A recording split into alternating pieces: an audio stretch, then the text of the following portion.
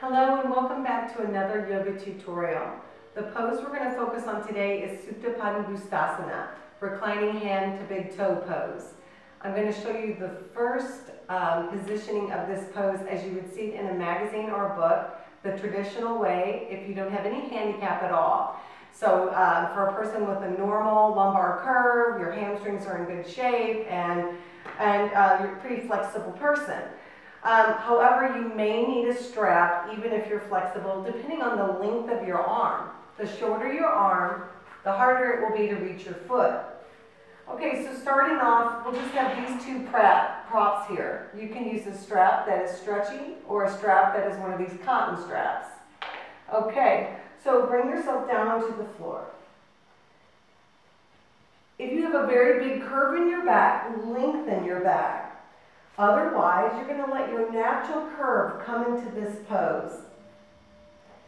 All right, so you're going to grab a strap. You're going to want to make a small little hole in the strap if you need really good support to hold onto your foot. All right, so let's set the strap down and set up our body. Straighten out your right leg on the floor and stay in the center of your joints. You may need to stop this video to perform these postures since this is the tutorial and I'll be moving quickly. If you have a stand weight at home, you can add it onto your thigh. If you're flexible, you can bring your leg up in the air, grab the big toe, drop the arm bone down in the socket, and straighten your leg. This is very difficult for most people to do, so I'm going to be demonstrating this with a strap. You can either put the strap around the foot in this way, cinching the strap around the balls of the toes, and holding the strap in one hand or both hands. Another way is just to grab anything you have at home, put it around the foot, and drop the shoulder blades to the floor. So we're going to start off by breathing into 4, breathing out to 5, continuing on with the breath, making small, little advances in the pose. So have your leg backed off at first. Feel as if the ball sinks down into the socket and then back away from the hip. So when you're in this pose, you'll use your breath. And when you exhale and your body gives you a little more length, you can start to advance the leg towards you. Going further doesn't mean that you're better than anyone else. Sometimes people are too flexible and they actually need to kind of back the pose off a little bit so they don't become too stretchy in the pose. Now, some things you can do while you're here. Allow your shoulder and shoulder blade to relax to the floor. You can put your right hand on the top of the thigh to encourage this right thigh to drop down into the floor so you keep your lumbar curve.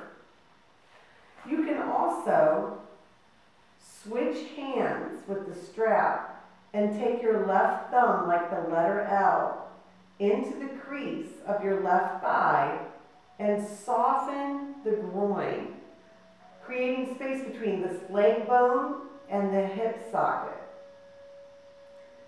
Now, if you were doing this at home, you would stay about 1.5 minutes and you would breathe yourself into the pose. As the body releases, you would advance.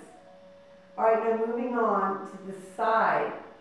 We're going to go over to the side and stretch out your adductor group. In this pose, we stretched out our hamstrings. You're going to take your leg out to the side. And as you do that, you're going to keep your right hip and right thigh down, staying on the center of your right heel and right leg bones. Now, sometimes this hip gets jammed, in which case you can bend your right knee, lengthen the hip crease, and then go back into it. In all of these poses, there's a dynamic lengthening of the legs, so you press out through your heels and draw the muscles into the bones. When you go over to the side, you want to make sure that you don't roll off the floor. All right, now we're going to relax the right arm and take a couple of breaths. Soften your gaze, unclench your jaw, and mentally erase the busyness in your mind. Coming out of this pose, we're going to bring the leg up, and now we're going to work on the outer side of your hip and your leg, your IT band, and around the side of your hip. Now you can do this pose by putting the strap into the right hand and taking your leg a little bit across the body and warming up into this pose. But you don't want your knee to buckle.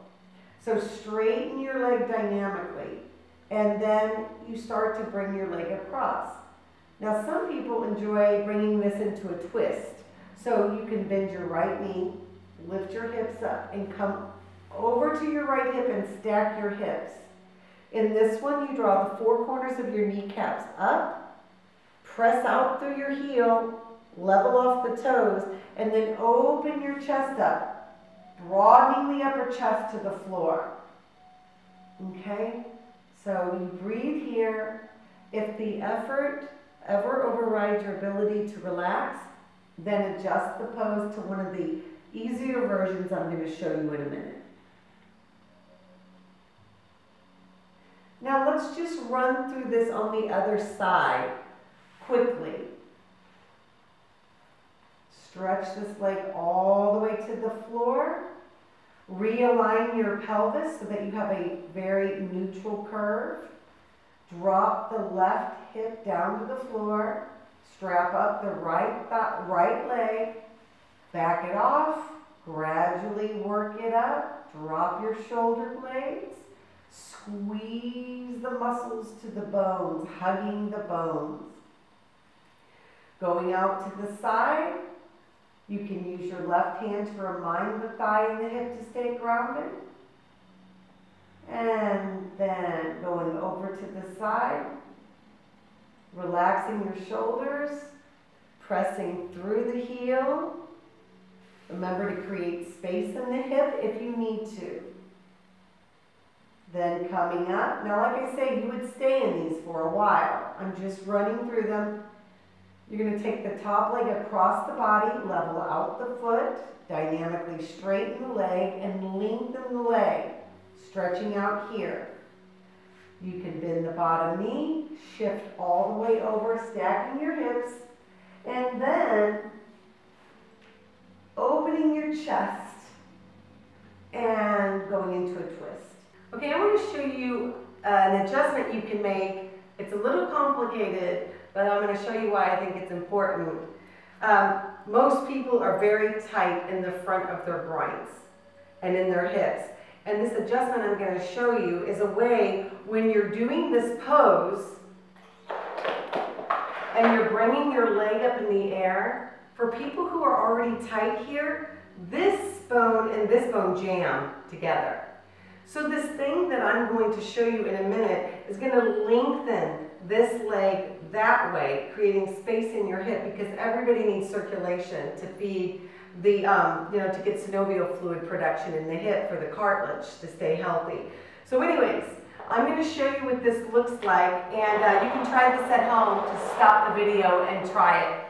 Okay, so you want to have two straps. I just have these here. And so one of the straps you need needs to be one of these kinds. It needs to be able to be adjustable. And I'm going to make a circle. You can get these anywhere, really online.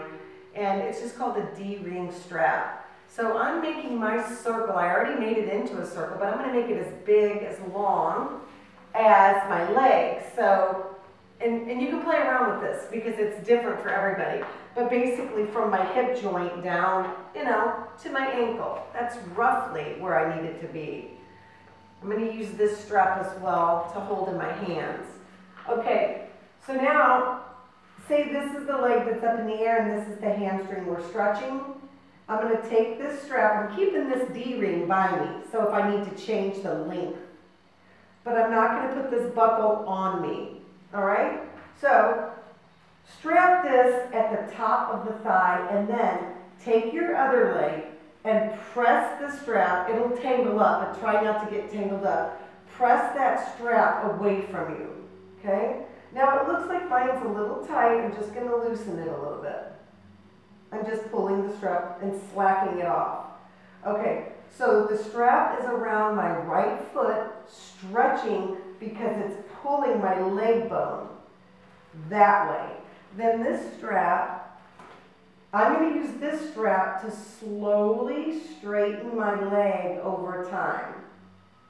You don't want to feel like it's a tourniquet, you know, but it should be fairly tight. Now, as I press this foot out, it's kind of rotating my inner thigh also. It's pulling the bone that way, and then I'm just going to move with the strap this way towards my face. Okay, so that's just something you can try. You'll either love it or hate it, you know. Okay, now, I'm going to show you something for someone who has really tight hamstrings, okay? So, you'll need something like a little dish towel or a hand towel or a little baby blanket. So you can stop this tape and get that if you need it. All right, when your hamstrings on the backs of the legs are tight, since they connect to these sitting bones, your pelvis, they can pull your pelvis back like that, and they can take out this natural curve you're supposed to have. So while you're doing this pose, I don't want you to have your spine bulging backwards, okay? So let me show you what I mean. All right, so you can take this and roll it into a roll. Now this is a very soft blanket, so it's not going to be jamming into your back. It's very soft. It's made out of felt. I guess that's what you call that stuff. So the thickness of this, when I rest over it, should be no thicker than this thick part of my hand. So I'm going to take this and I'm going to put it on my lumbar. Actually, the best thing I can do is really show you with him where to put it. So there's these two bones, your ilia bones. It's going to go right at the top of that, and I'll show you why. Because when you put this at the top of those crests, it makes you have a lumbar curve. Now I have my normal curve. And then you would continue this pose like I talked to you about it before. Okay, you would continue with the strap or with your hand. That's what you would do. However, when you go over to the side or back over to this side, you do not have to use this, so you'll want to remove it. Okay, now if you have one of these sand weights, or you can make one and just put something heavy in it, sand or beans or whatever you want to use, this can really come in handy. So for this next thing I'm going to show you, I'm going to use the sand weight. I'm going to have a block and a chair for people who aren't quite as flexible.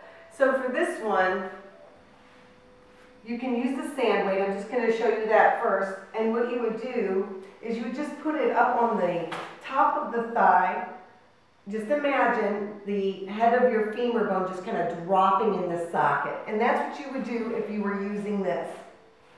You'd stay on the center of your leg. Okay, now, if you have a lot of tension in your neck and shoulders or injury, it might not feel good to hold that strap and fight with it the whole time you're doing this series.